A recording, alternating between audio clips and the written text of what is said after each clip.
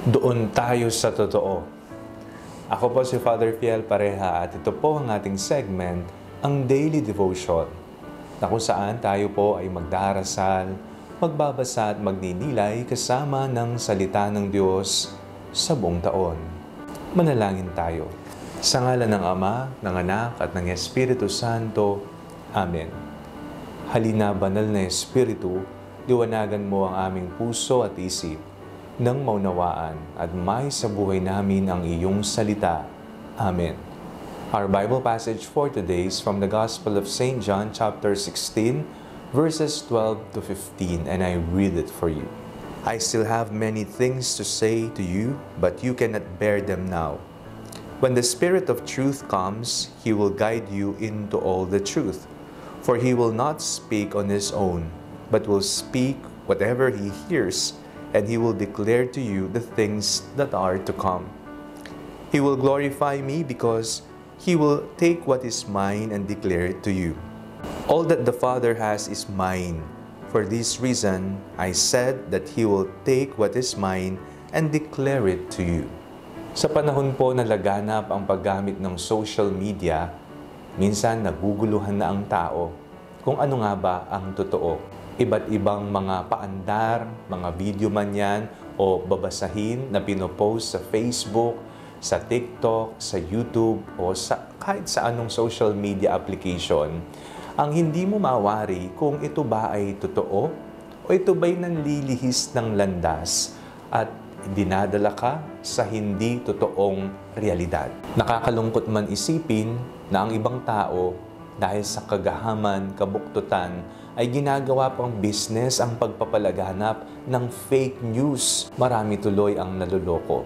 At sila ay lumalayo sa katotohanan. At nandadamay pa sila ng milyong-milyong mga tao na hindi alam na mali pala at fake pala ang kanilang binabasa. Kaya ngayong makabagong panahon, tayo po ay maging mapanuri. Lagi po nating i-check kung saan nanggaling. Reliable po ba ang source ng inyong binabasa? Pakaisiping mabuti, totoo ba ang sinasabi ng nakikita ko sa social media? Sa ating pong binasang ebanghelyo sa araw na ito, winika ng Panginoong Jesucristo, "When the Spirit of truth comes, He will guide you into all the truth.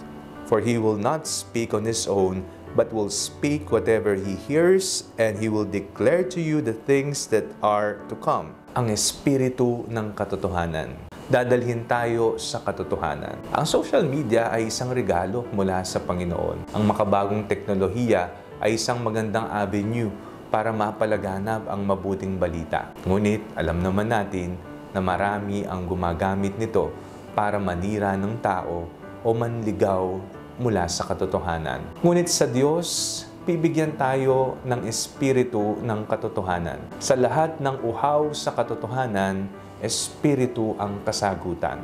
Siya lamang ang magdadala sa atin sa totoo. Kaya kung ikaw ay nalilito sa buhay, kung ang buhay mo ay naging isang malaking pagtatanghal na lamang at hindi na ito totoo, lumapit ka sa banal na Espiritu, ang Espiritu ng katotohanan. Tandaan mo lagi sa buhay, maging mapanuri.